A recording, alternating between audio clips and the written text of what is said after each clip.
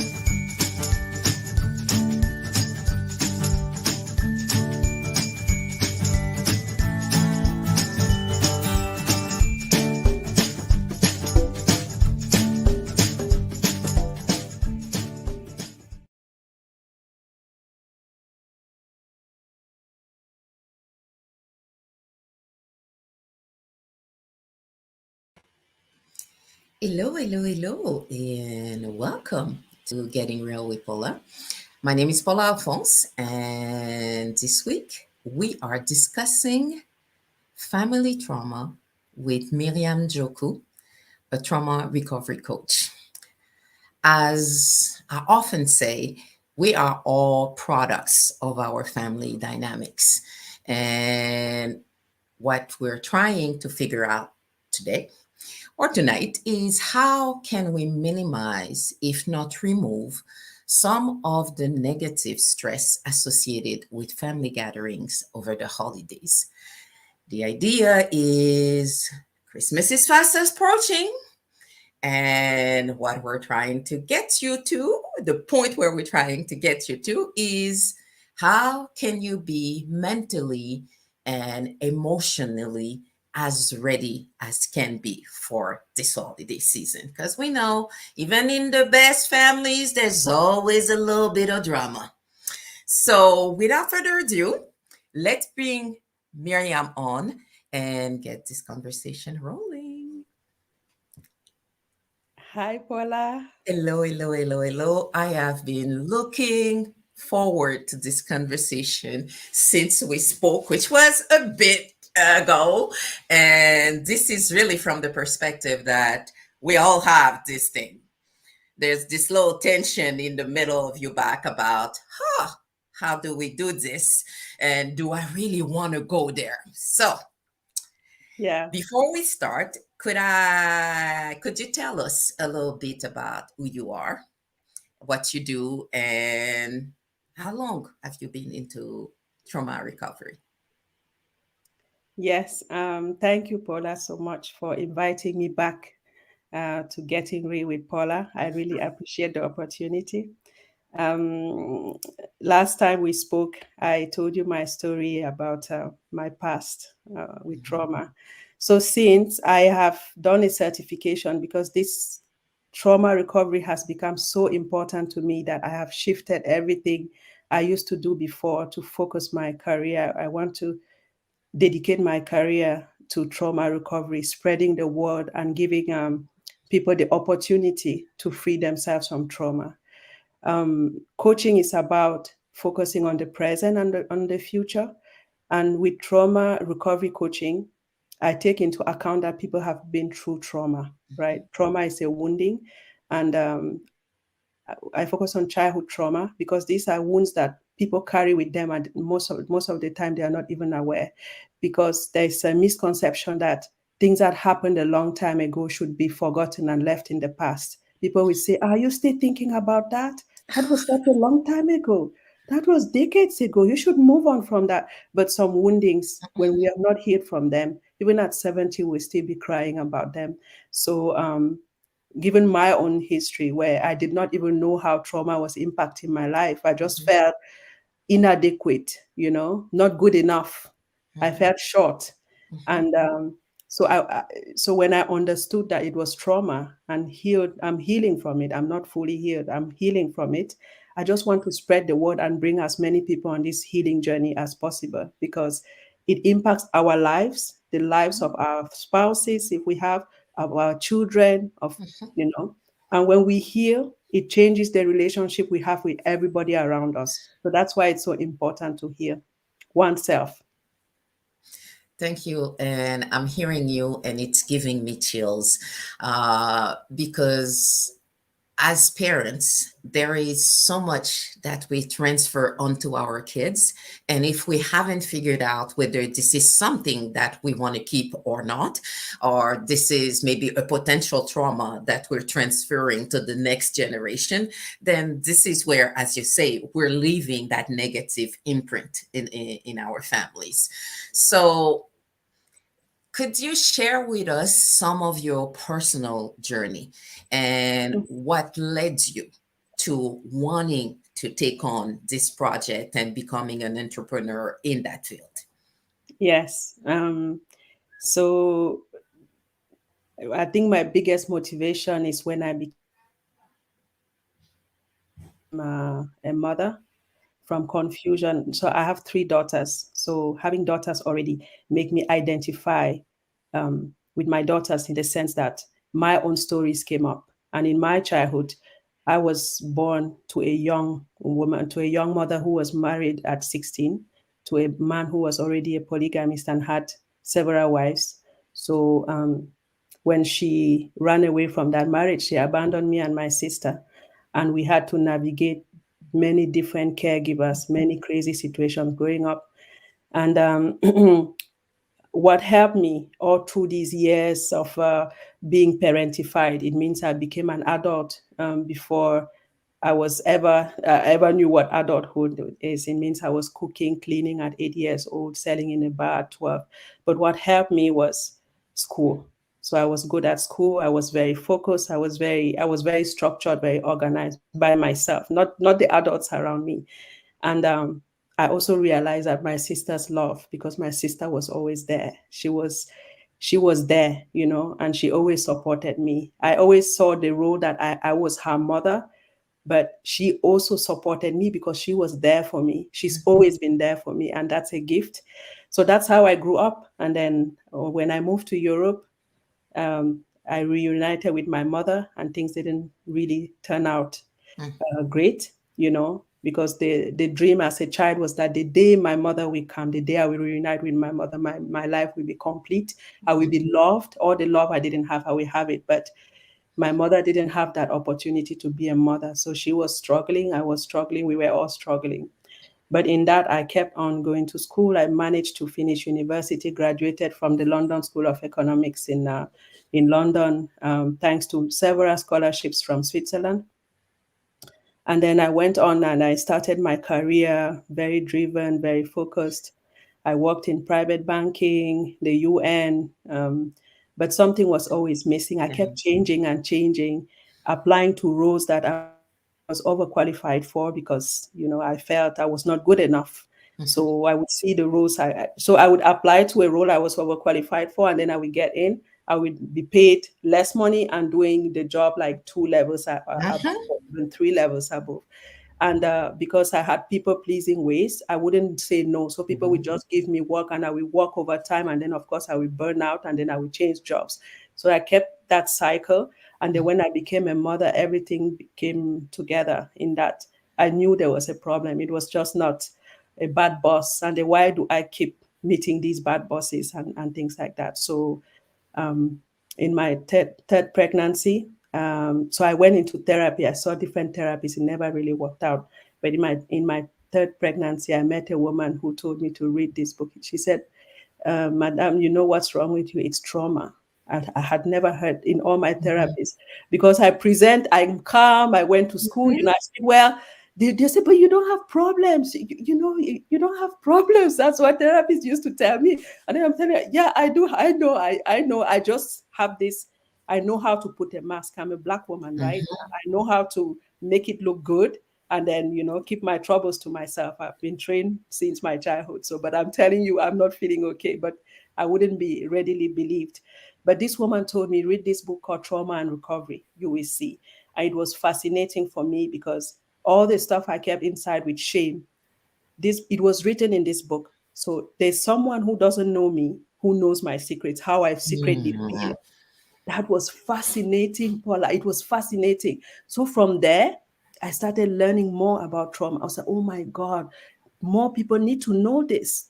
More people need to know this, because there were ways in which I was behaving, even towards my partner, that came from my own wounds, Mhm. my own traumas. And if I didn't learn about these things, I cannot course correct. I cannot heal. Then I keep bleeding. People give me, because it's like an empty well when we are empty inside. People give, Mhm. people give. It's never enough, Yeah. because we have to heal ourselves. No one will give you, even my mom today cannot give me what I need. I have to accept that I am the one I was waiting for. And this is the message that I want to bring to as many people as possible, because this is so important, especially for us. Many people around me have grown up not being in tune or in touch with their emotions, cut Mhm. from their emotions, right? And it makes a lifetime of suffering where we are surviving and we are not thriving, and we don't even know it. Yeah. So this is how I came to this work. And I'm hearing you, and I can see so many different people. And I'm not gonna say whether it's people I know, close relative, or whichever, because then I'm not hoping any doors for or any secrets or whichever. But it's just in the work environment, there are behaviors that I would see, and I'm also from the health sector, and there were things you look at and you say something's off. And I've always, even when I was young, always knew that when there's secrets in the family, there are always consequences. There are always imprints that will show up further down if you're not addressing them. So, which is what you're telling me. And we're good. As Black women, as you say, we've raised to to look very professional, behave in such a way that we can only people can only see the best in us, but inside we might be dying and nobody knows. And Yes. that's Yeah. the biggest piece. That's the biggest challenge. Yeah, there's And a new book that came out a few weeks ago called "Nobody Knows the Trouble I've Seen," written by a Black psychologist, a US okay, for Black women. It's fascinating to listen to. nobody knows the trouble I've seen. Okay. Yes, Okay. that book. Okay. Yeah, And whew, this is exactly why I wanted you to be here for this conversation. And I'm gonna ask, and I know you already have that answer. What to you is the connection between traumas and the holidays? yes, What makes it so? It's because we've seen all of those holiday movies where everything goes wrong. You're crying before you get there, you're crying during the meal, people are throwing food at one another, and you're thinking, what is this? yeah. What is this about? So, many people experience a lot of grief around the holidays that can come from past traumas, and they call it disenfranchised grief, because it's grief that other people don't see you're going through, because it's old wounds that open up around this period that is kind of really It's as sensitive. if you're taking the scab of the scarring. Yes, Mhm. again. And Christmas, I mean, the holidays are a stressful time for everyone, because there's a lot of stress. The energy is so high, the gifts, the Expectations. everything, you know, the invitations, the decorations, many things going on, right?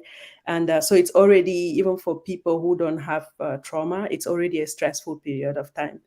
But for people who have trauma, it can be really very stressful, because it brings up old wounds.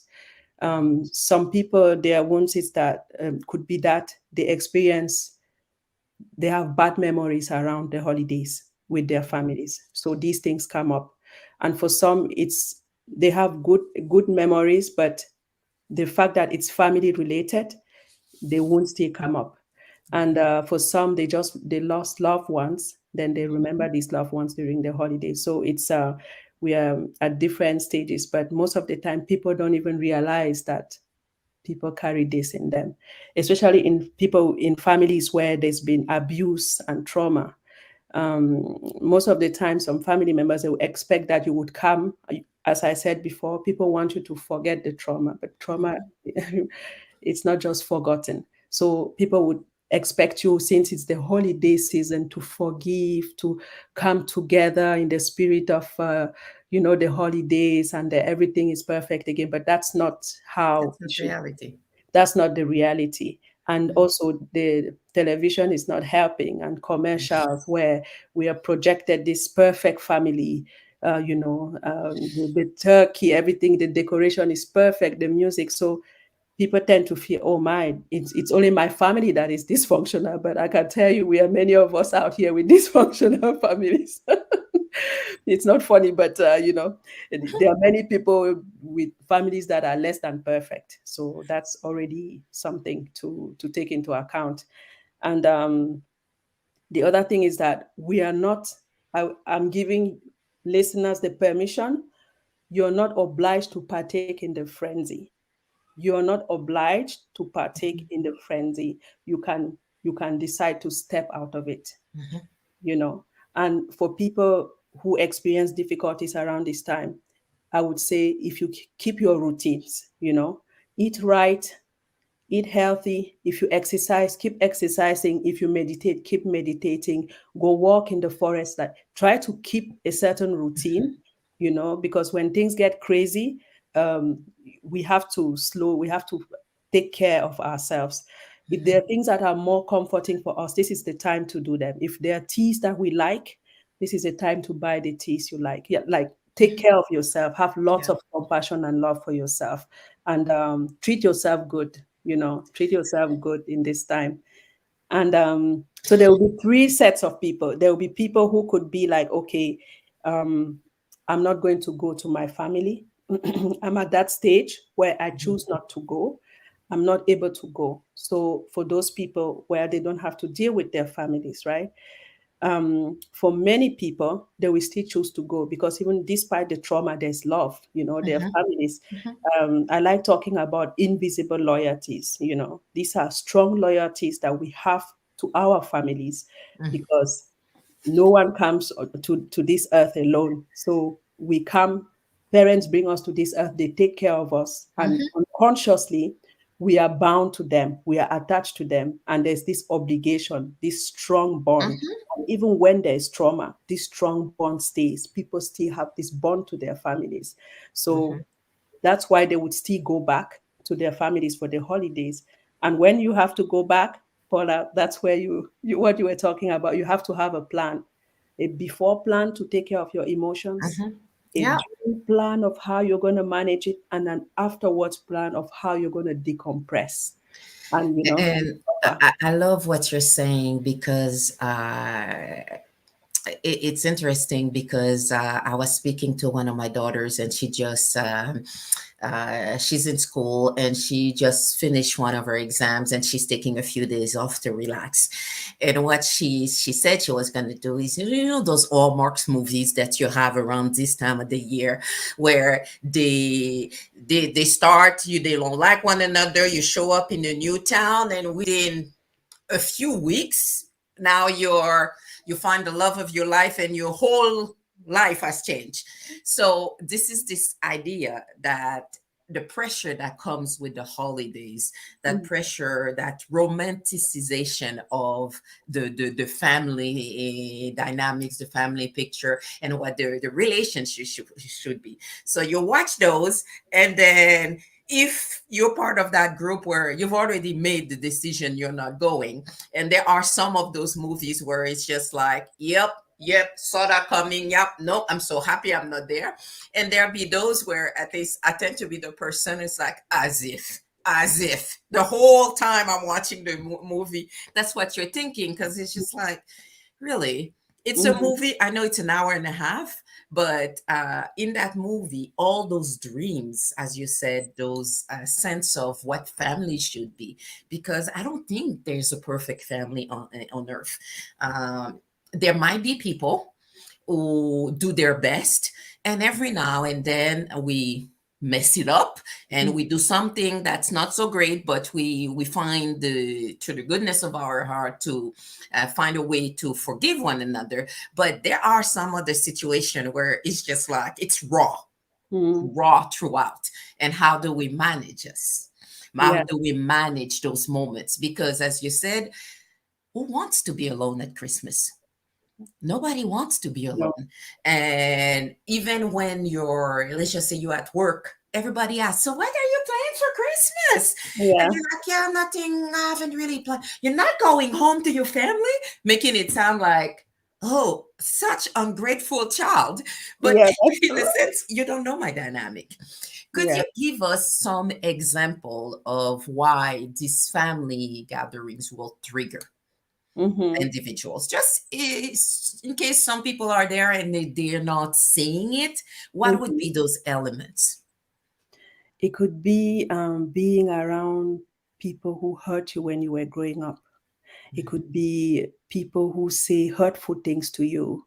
It could be that auntie who always asks you if you still don't have a child. It could be all of those things that bring up really memories that because your body reacts, you feel very uncomfortable.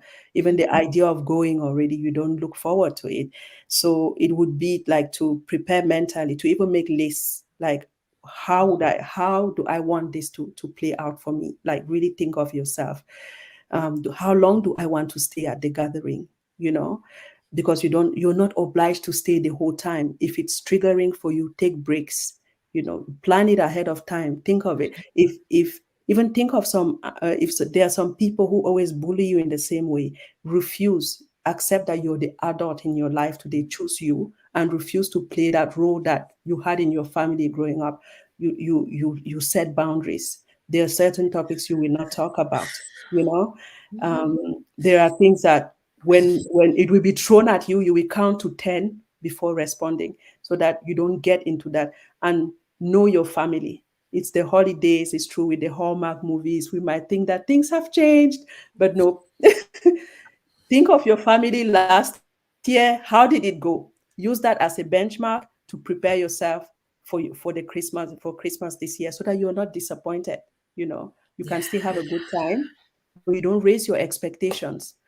Don't try to save them. Like, let go of the need to change that cousin who has political views that you find shocking. Just Mhm. try to minimize or not even have that kind of conversation with him. Like, keep it light. you And, know and and I'm hearing what you're saying from the perspective of what can I do ahead of time Mm, to better prepare for some of those elements that I know will come.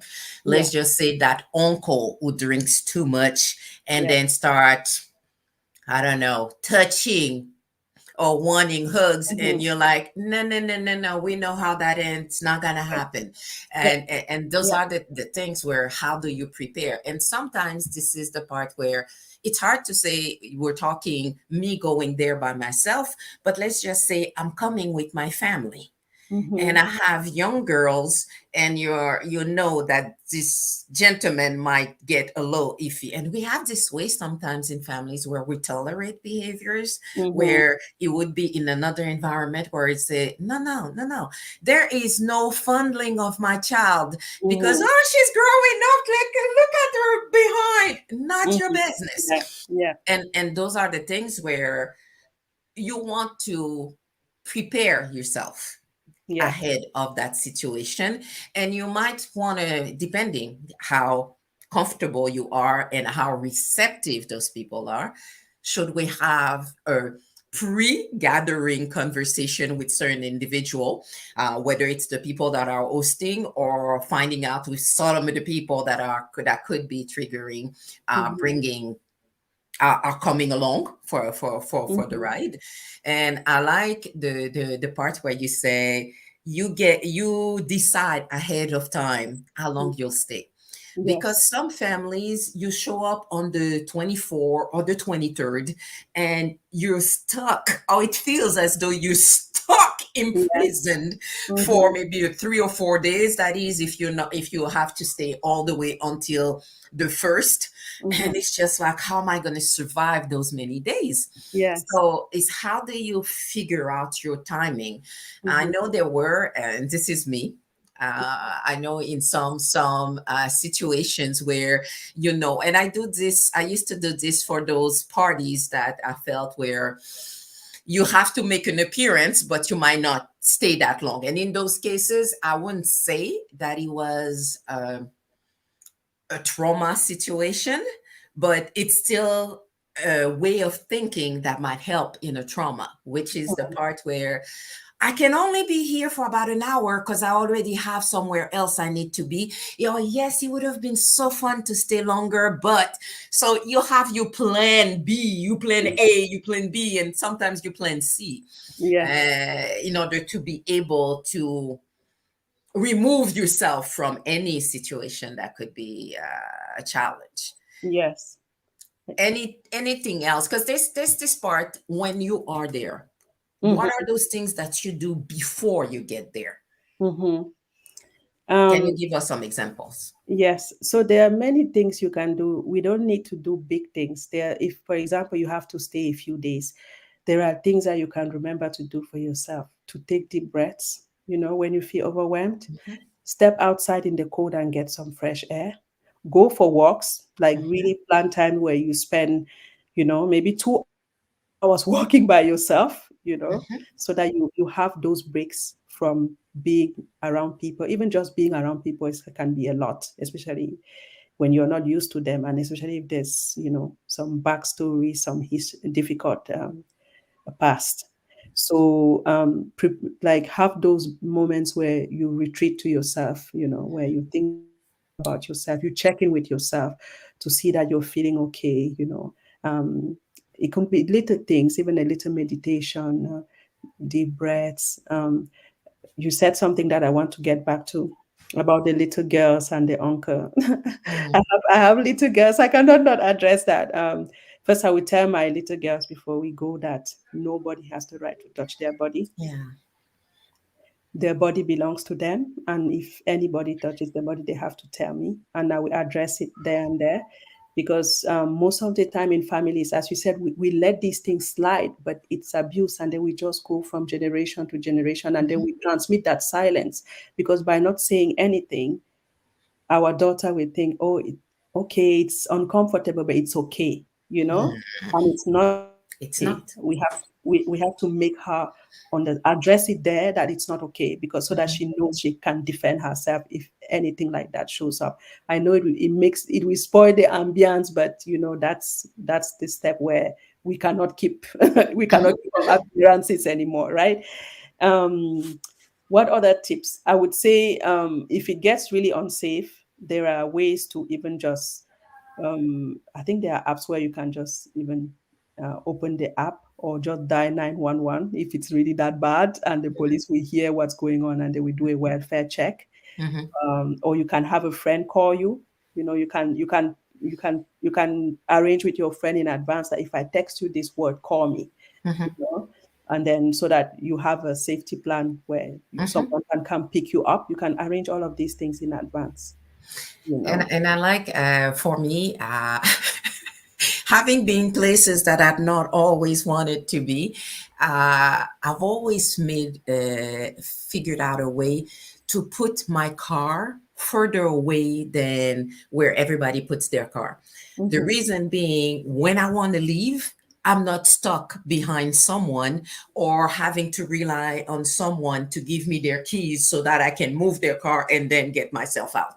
So it's small little things, and as you say, it's this think it through ahead of Mhm. time rather than being in the situation and feel stuck Yeah. in that moment, whether it's stuck because the person who was supposed to drive me back is no longer there or is too drunk to drive me, or if it's, you know what, I came with someone and not gonna happen, we're not living together, and it's just like, you know what, my Mhm. mama always told me, have enough money in your purse to Yes. call a cab and walk away. So, Very wise advice from your mom. She's very right. Because the worst thing would be that you feel totally overwhelmed and you cannot leave. Or people say, no, just stay a little bit more. You just arrived here, and you know that you've already maxed out. You have to get out of there, yeah. and then you spend maybe 4 more hours or 5 more hours there when Which you feels like already. a lifetime. Yes, because you don't want to be that person. According to that quote that says, "I'll be home for Christmas and I'll be in therapy for New Year." So, And when you start that therapy for New Year, it's likely to get you to the next Christmas. So how do you know, you minimize or yeah, remove that impact? If yes. being with the family is actually not a healthy option for you, Hmm. what would you suggest as potential alternatives for those individuals? Yes. So, it depends on how comfortable you feel. I would just say don't isolate yourself. Mhm, Try to reach out to people you feel comfortable with, friends, because the problem with invisible loyalties is that we keep them going because we feel obliged to keep them. But when we realize that we don't have to be loyal to abuse, we don't have to be loyal to past pain, we don't have to be loyal to things that make us feel very small, we can make these invisible loyalties visible, and we choose the people, the things we are loyal to. mhm, We can choose our own families. We can choose friends that we become family, and we mhm, spend Christmas instead with these people. If we don't have those people in our lives, we decide, for example, to spend Christmas with ourselves, lots of self-care, self-compassion, cook yourself a nice meal. um, as I said, keep your routines, go for long walks if you like walks. If you don't want to spend Christmas by yourself, you can always give your time. There are many people who also struggle around the holidays, and giving can be also very fulfilling. You can go to a food bank and help out at the food bank. You can prepare before you could go visit the elderly around Christmas. It's a wonderful mhm, experience. mhm, You can prepare like Christmas cards or holiday cards for the elderly. I'm sure there are many other things that you can do, like giving your time, and helping other people, and then connecting, because humans, we are made for connection, and in mhm, that way you stay connected, and in a valuable way. And also gratitude is very important in this time. It's They say you can get it's very helpful already for the brain and for the soul to write like what we are grateful for. But even mhm, far more powerful is to write maybe a thank you letter to some people who've helped you during the year. It doesn't need to be 10 pages long. Even just, you write it and you send it to the person, you will see how it will make you feel good. And then, so you don't only focus on your pain. And if you have lots of grief, like feelings of grief, negative, welcome them, because when you will feel them, they will lessen, and then maybe it will create the space where you give yourself the right to celebrate the holidays. So I'm going to cook myself a very nice a meal. I'm going to dress up nicely, put my makeup, I'm going to treat myself really good. mhm. And yeah, you're allowed to authorize yourself to do that for yourself. It's really good. And celebrate. Yeah, you I know. would say to anybody who's listening right now,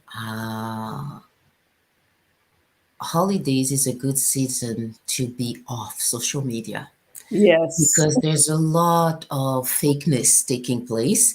They only post what went well. The great turkey that we didn't end up eating because the dog took it away, or whatever it is, because my uncle started fighting with his wife or whichever. But it's this part where we know about the societal pressures.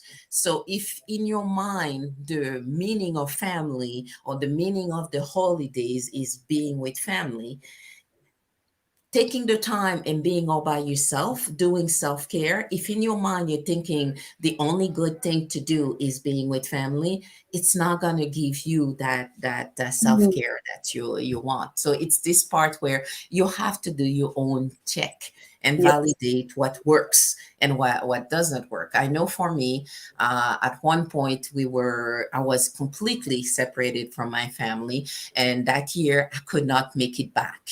Mm. And that was the year where, as you're in your apartment all by yourself, and because you were supposed to travel and that didn't come through, it's not even as you said, I had everything prepared in my house. So it was just like bread and peanut butter and maybe a glass of wine and stuff. And I remember thinking how blessed I was Mm. from the perspective that I had a family that meant something to me, and it would have been great. So I was able to travel 2 days later, but it was still, I knew my mom had put food away from me from that evening. So it's this sense where not everything is lost, but if you don't have that, it's figuring out what are those things that I'm thinking and believing that are actually keeping me, because you're talking about those invisible loyalties. That's what it Mhm. is. If to me, the people I have blood connection with are the best people ever for me, it's like it's gonna be difficult because you're painting them with rosy glasses, and every time you meet, there's that sense of deception. Mhm. So it's doing that internal work and figuring it out. And I know there were Christmases where I wasn't with the family. Mhm. And sometimes the call and the checking in and the let's meet a few days later for New Year's was still good Mhm. compared to not having anything. It's figuring out for you, and Yeah. every single one of us will have to do that piece of work to figure out what works. And if it's your aunt's husband that is difficult, then you can choose to not go to the Christmas that year because it's being hosted by that couple. So it's those elements where, as you say, give yourself the permission. Yes. You're allowed to. You're allowed to make a decision. You're no longer the child who was stuck in Mm. whatever drama that was taking Yeah. place. And to me, that's sometimes that piece that we pretend is not there, but is actually keep pulling you back where maybe you no longer need to go back to. Yes. Because when we don't realize that we can choose, we still play that role that we played when we were helpless. We couldn't go, we couldn't leave, you know? We still go back to play that role. But when you realize that actually I I can don't create, have to.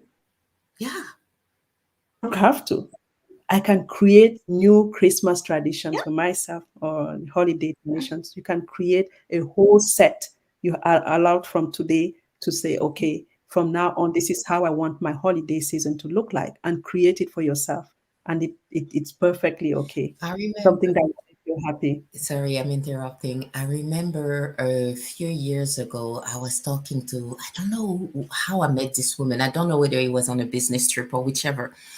And what she was doing is hosting support group for or Christmas, fake Christmas, if we can call it fake Christmas, Christmas celebration. It's not fake. It's Christmas celebration for people who had nowhere to go. So, which mean on Christmas Day, on the 24th and the 25th, she had three sets of people coming.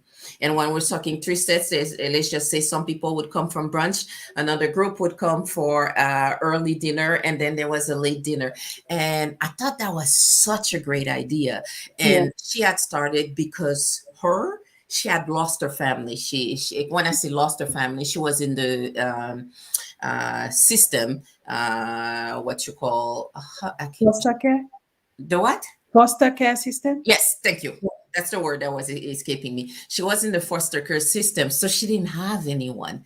So that's how she created her own Christmas and her own support group to manage those. Yeah. And I don't know. Maybe that could be an option for you. Are there check in your area if there are some support group that could be places where I could have a conversation? And in that, it's being open-minded, not Yes. going into it expecting that everything that you would want, and that's that romantic perspective. There'll be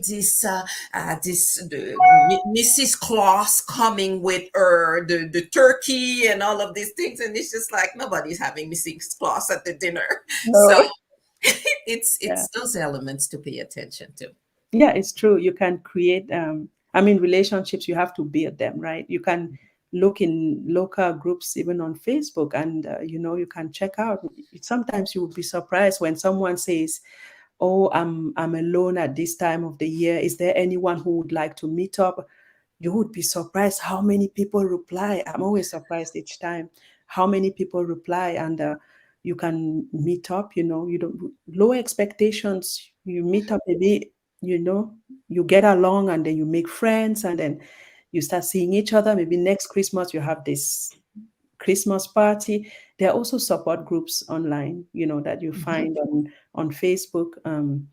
There are specific trauma support groups, like the 12-step program, adult children of alcoholics and dysfunctional families. They have Zoom meetings. So for people who are struggling and who are alone, they can definitely go on the ACA. It's called Adult Children. If you type that in Google, you'll find it. And then you can talk to other people who are in the same situation, and they can give you a lot of support. What else? So I was also thinking that for people who are very nostalgic of their past, even though there's abuse, you can also try to remember the things that you liked around the holidays. It could be the cinnamon, the smell of cinnamon, and then you recreate those. It could be, I don't know, drinking amarula or eggnog, or, all those little things that made it feel magical for you. It could be those shortbread cookies that you used to bake. You can recreate that. And this is about creating new traditions that are Yes. healthy for you, Yes. that are serving you, that allow you to feel as though I'm appreciated and I have value in this conversation, Yes. versus being somewhere where I'm not even out of the car and I'm already deciding, Mhm. okay, Yeah. so let's do this, and Yeah. you're thinking, oh gosh, when can we leave? And Yes. unfortunately, I not just in the Hallmark movies, but in real life, there's quite a few people who keep going back into situation where they're thinking, why am I doing this to myself? So if you're Yes. asking yourself the question, that might be, is Yeah. this time to rethink what Yes. is a must, what Mhm. is a nice to have, and what is a will pass? Yes. Really. And give yourself the permission to do that. Um, because those invisible loyalties, they don't serve you. People treat you from what they know that it's their best, but you can choose that you want to do different for yourself. You can say, thank you, this is what you gave me, but today I choose to do different for myself. And you're allowed to. You're not obliged to all your life to be loyal to abuse, to dysfunction. You can choose to Dysfunction. say, And it's mostly to me, it's mostly recognizing that you have a choice, and you don't have to play into others people guilty behaviors, yes, because they're going to try and make you feel like something is wrong with yes, you. We're mhm, all good. You are the problem with the issues, and yes, that's the part where yeah, let because this part where we're the throwing blames at everyone except ourselves, and yes, this is where you realize I have a choice. Do I yes, want to go back to this or not? What you're saying is so important, Paula. When you say they will say something is wrong with you, because the person who chooses to heal and change, to break the cycle, will always be scapegoat. They will say something is wrong with you. Look, we are all good. We are all. It's only you questioning for our family traditions, but it's often the person who sees the dysfunction and who doesn't accept it, who will come and question them. So it doesn't mean you're wrong. You just have to keep going and heal on your own terms. Because if you have children, they will see you will model for them a different example, and you make them stronger because they will see you stronger. Yeah. I know, and my kids know that already. It's this part where I choose not to remain when I'm not respected and appreciated. Mhm. And it doesn't have to be something huge. It doesn't have to be total abuse. But once you start recognizing what your own value, what you realize, what's important to you, and you've stated it, and people are not respecting it, then there's a choice to be made. And I have to say, it's not just with age. I find that I've managed to transfer that as well onto my kids. So there are certain behaviors where they'll see people do something, and it's like, okay, that was my last time being here. Mm. Yeah. And once that sentence goes into your mind, then that means it's a choice point. Yes. Do I stick to it, or do I fall back to old patterns? Because sometimes we are also our own worst enemy. We go back to those patterns that we know are not functioning, but every time we go in, we're hoping that something will be different this time. So Yes. Because it's we work. haven't. Yeah, it's true. Because we haven't healed, so That's it. we are waiting for that validation. Yeah. Unconsciously, we are still waiting for that Mhm. validation. We are still waiting. Someone to say, you are special. You've Yeah. always been that good Yeah. person. I'm Mhm. so sorry we didn't realize it earlier. And Yeah. usually that's not what you're going to get. It's like, No. are you go again, making Yeah. trouble where nobody has an Yeah. issue. So, Being a drama queen, you're hypersensitive. No one thinks that except you, and things like that. So it's really like healing, accepting us, like validating our own feelings. Even if they don't validate them, we validate them.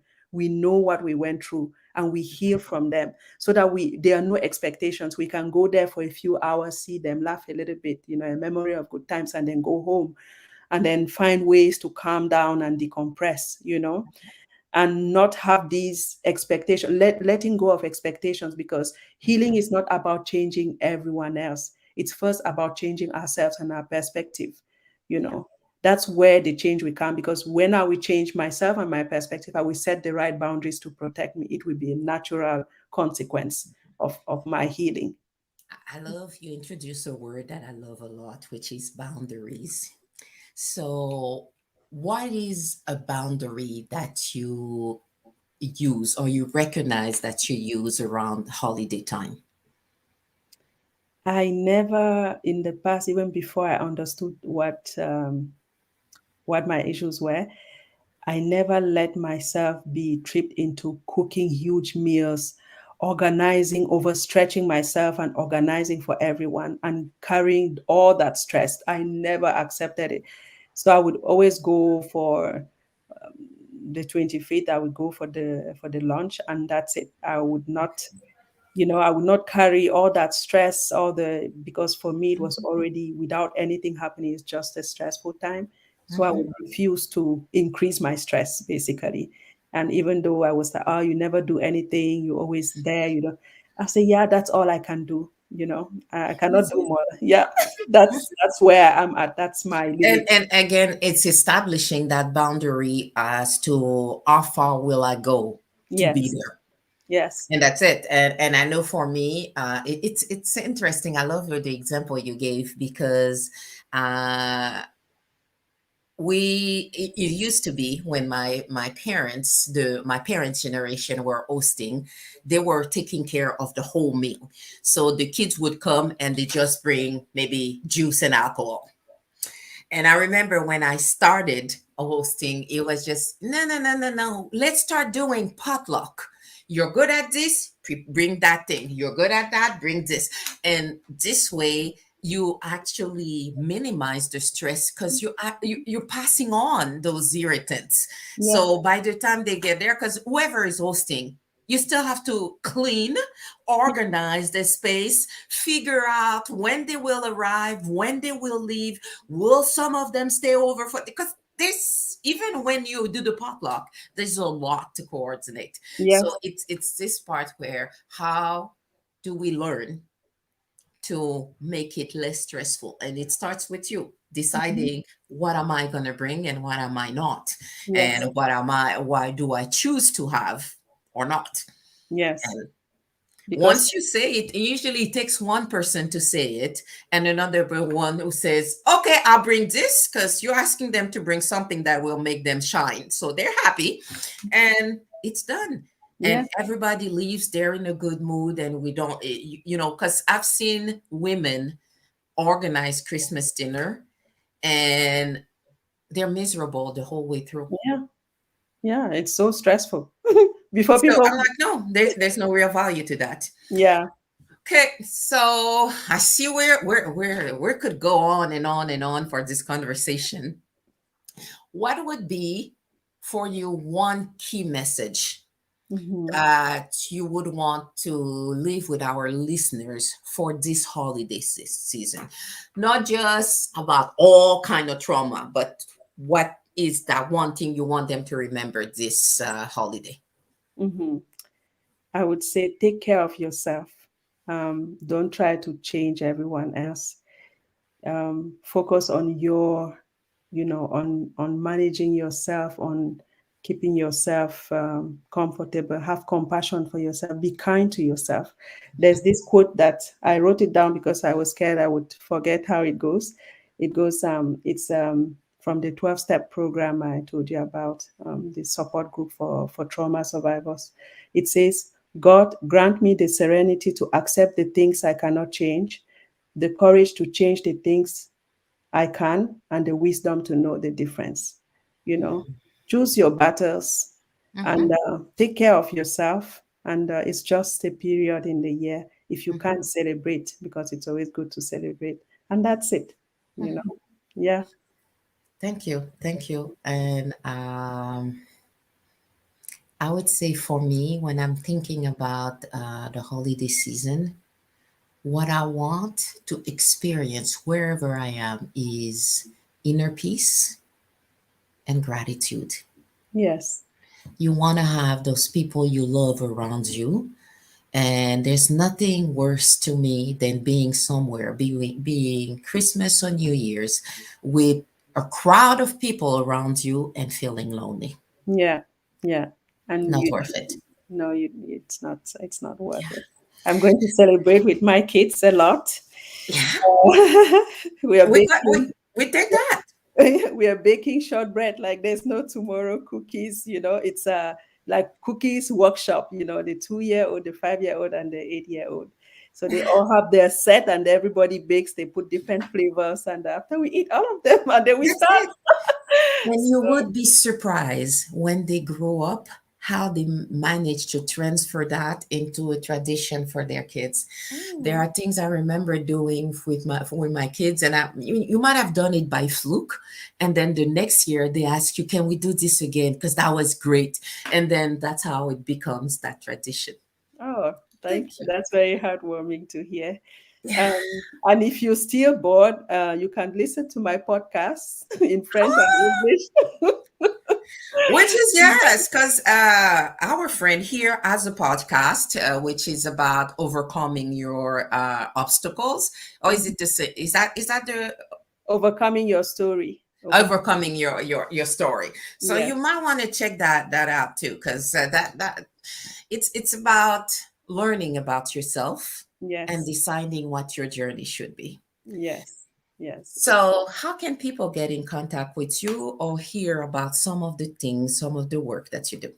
yes. So I have my website, miriamjoku.com, where you Mhm. can book coaching sessions.